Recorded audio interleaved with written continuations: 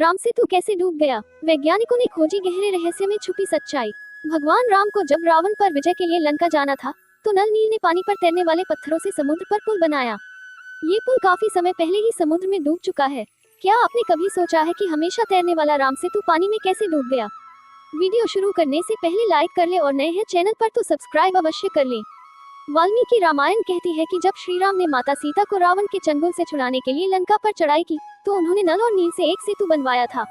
इस सेतु को पानी में तैरने वाले पत्थरों से बनाया गया था। इन पत्थरों को किसी दूसरी जगह से लाया गया था।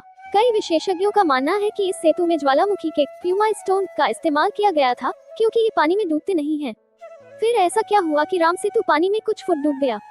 श्री राम ने अपनी सेना के साथ लंका पर चढ़ाई करने के लिए धनुषकोडी से श्रीलंका तक समुद्र पर जिस पुल का निर्माण कराया, ये पुल नल के निरीक्षण में वानरों ने 5 दिन के भीतर बना दिया था।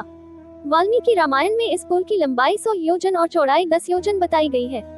गीता प्रेस गोरखपुर से प्रकाशित श्रीमद् वाल्मीकि रामायण कथा सुख सागर में बताया गया है कि श्री राम ने सेतु का नाम नल सेतु रखा था। महाभारत में भी श्री राम के नल सेतु का जिक्र आया है। वाल्मीकि रामायण में जिक्र है कि 3 दिन की खोजबीन के बाद श्री राम ने रामेश्वरम के आगे समुद्र में वह जगह ढूंढ निकाली जहां से आसानी से लंका तक पहुंचा जा सकता था। उन्होंने नल और नील की मदद से उसी जगह से लंका तक पुल बनाने को कहा। दरअसल धनुषकोडी ही भारत श्रीलंका के बीच ऐसी जगह है जहां समुद्र की गहराई नदी के बराबर है। धनुषकोडी भारत के तमिलनाडु के पूर्वी तट पर रामेश्वरम द्वीप के दक्षिणी किनारे पर एक गाँव है। धनुषकोडी पंबन के दक्षिण पूर्व में है।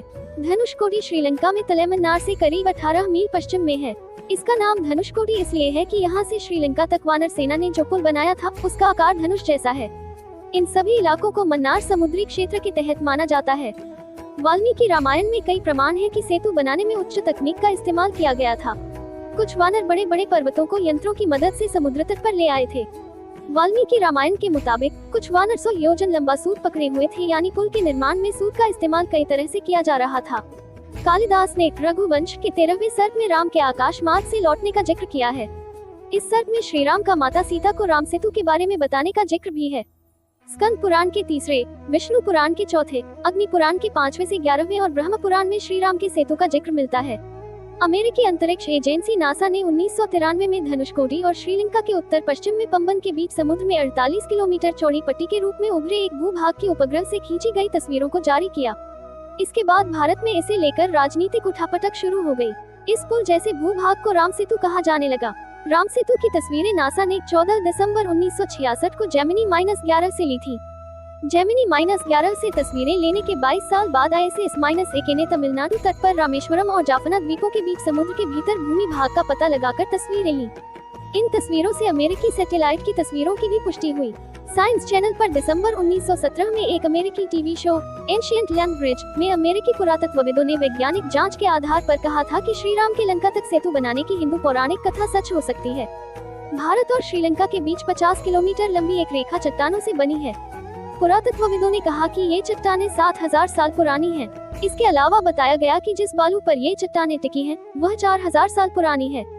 नासा की सैटेलाइट इमेजेज और दूसरे प्रमाणों के साथ विशेषज्ञ कहते हैं, चट्टानों और बालू की उम्र में इस विसंगति से साफ है कि इस पुल को इंसानों ने ही बनाया होगा। सबसे पहले श्रीलंका के मुसलमानों ने इसे आदम पुल कहना शुरू किया। इसके बाद ईसाई इसे एडम ब्रिज कहने लगे। राम सेतु के समुद्र में कुछ फुट नीचे डूबने का एक धार्मिक और एक प्राकृतिक पहलू है। कई शोध में कहा गया है कि 15वीं शताब्दी तक इस पुल पर चलकर रामेश्वरम से मन्नार द्वीप पहुंचा जा सकता था। बाद में इसके पानी में डूबने के वैज्ञानिक कारणों में बताया गया है कि तूफानों ने राम सेतु की जगह पर समुद्र को कुछ गहरा कर दिया। वहीं 1480 में चक्रवात के कारण ये पुल टूट गया।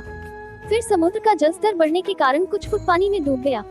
धार्मिक कारणों में बताया जाता है कि विभीषण ने खुद इस पुल को तोड़ने के लिए श्री राम से अनुरोध किया था।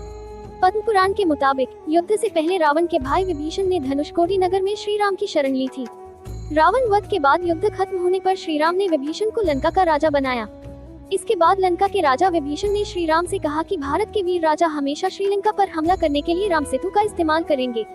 उन्होंने श्री राम से सेतु तोड़ने का अनुरोध किया। विभीषण के अनुरोध को मानते हुए श्री राम ने एक तीर चलाया। इसके बाद पुल जलस्तर से 2 से 3 फुट नीचे समंदर में डूब गया। आज भी अगर कोई इस पुल पर खड़ा होता है तो उसे कमर तक पानी मिलता है।